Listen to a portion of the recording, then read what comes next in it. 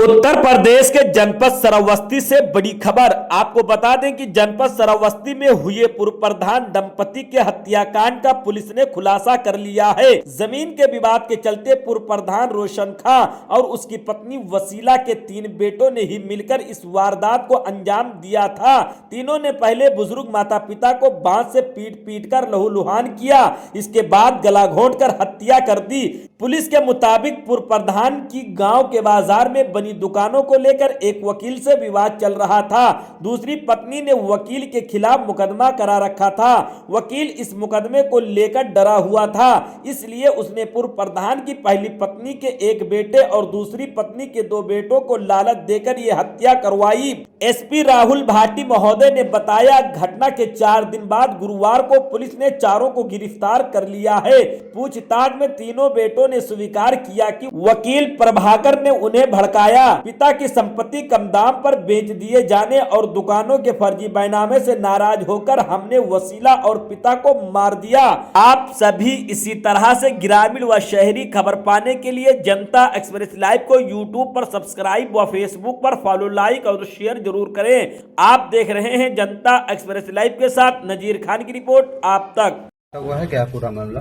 देखिए, दिनांक 23 नवंबर 2025 को प्रातः लगभग 6 बजे पुलिस को ये सूचना मिली थी कि ग्राम खामा पोखर थाना इकोना में 2 डेड बॉडीज पड़ी हैं। मौके पर पुलिस द्वारा पहुंचा गया, सारे वरिष्ठ अधिकारियों द्वारा घटनास्थल का निरीक्षण किया गया और घटना की जानकारी से प्राप्त हुआ कि मृतकों का नाम क्रमशः रोशन खान पुत्र नूर मोहम्मद है, जिसकी उम्र 80 वर्ष है, और उनकी पत्नी वसीला जो कि निवासी खामा पोखरी कोना की है, जिसकी उम्र 60 वर्ष है।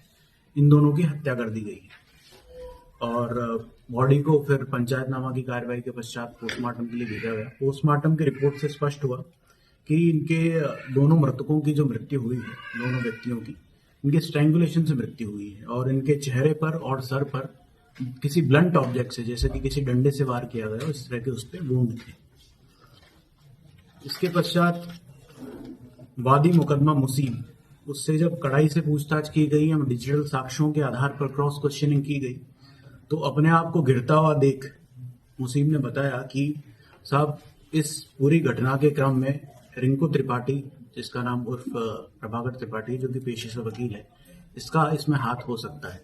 जब पुलिस द्वारा गहराई से जांच की गई, पुलिस के खुफिया तंत्र की मदद से काफी साक्ष्य एकत्रित किए गए, मृतकों के रिश्तेदारों से जानकारी प्राप्त की गई, तो स्पष्ट हुआ कि अगस्त माह में वकील रिंकू त्रिपाठी उर्फ प्रभाकर त्रिपाठी द्वारा जो मृतका वसीला है, उसकी जो संपत्ति है, उसको वसीला पर दबाव बनाकर मृतक रोशन खान से दान पत्र वसीला के नाम करवा लिया था और उसी दिन वसीला से 2 दुकानें वकील रिंकू त्रिपाठी ने अपने नाम करवा ली थी।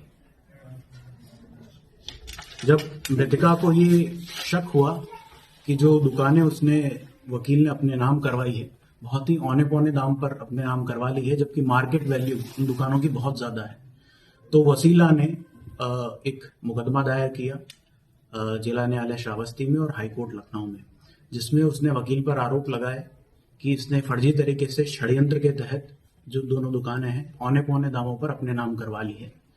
और इसी के क्रम में वसीला द्वारा एक प्रार्थना पत्र थाने पर भी दिया गया था, जिसने उसमें वकील पर जान से खतरा होने एवं षड्यंत्र के तहत दुकानें अपने नाम करवाने का आरोप लगाया था। इसमें जब मुसीब की गिरफ्तारी की गई, तो उस गिरफ्तारी से स्पष्ट हुआ कि इस पूरे घटनाक्रम के पीछे जो षड्यंत्र करता है, वो प्रभाकर त्रिपाठी और रिंकू त्रिपाठी वकील जो पेशे से है वह है। इसी के द्वारा सारी प्लानिंग की गई थी और इसी के द्वारा जो 3 अभियुक्त हैं, नसीब, हसीब और मुसीब, इन तीनों को प्रॉपर्टी और पैसों का लालच देकर षड्यंत्र का हिस्सा बनाया गया और इनके द्वारा हत्या कारित करवाई गई। इसमें जो बात निकलकर अंदर से सामने आई है, वकील रिंकू त्रिपाठी द्वारा मुसीब को एक मोटरसाइकिल पहले ही दे दी गई थी ताकि वो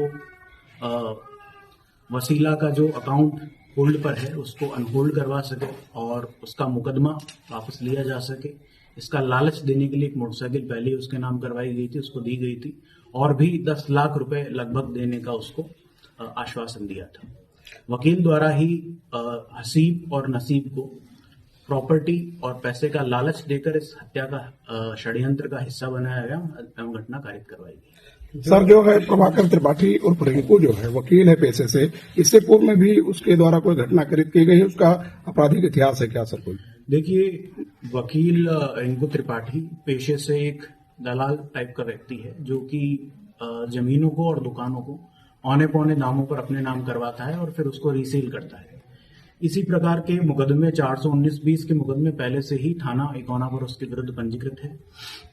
थाना इकौना पर ही इसी के क्रम में वसीला द्वारा अगस्त माह में एक प्रार्थना पत्र दिया गया था जिसमें इसी प्रकार का आरोप अंकित था, जिसमें उस समय थाने पर मुकदमा पंजीकृत नहीं हुआ था, जिसकी जांच की जाएगी कि किन कारणों से मुकदमा पंजीकृत नहीं किया गया था।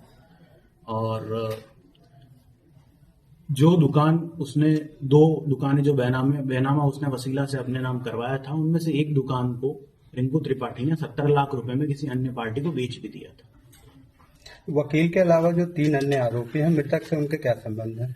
देखिए, वकील के अतिरिक्त कुल 3 आरोपी हैं। पहला आरोपी है मुसीब, जो कि मृतका वसीला की वसीला के पहले पति का पुत्र है, और जो बाकी 2 अभियुक्त हैं हसीब और नसीब, वो मृतक के पुत्र हैं। Thank you.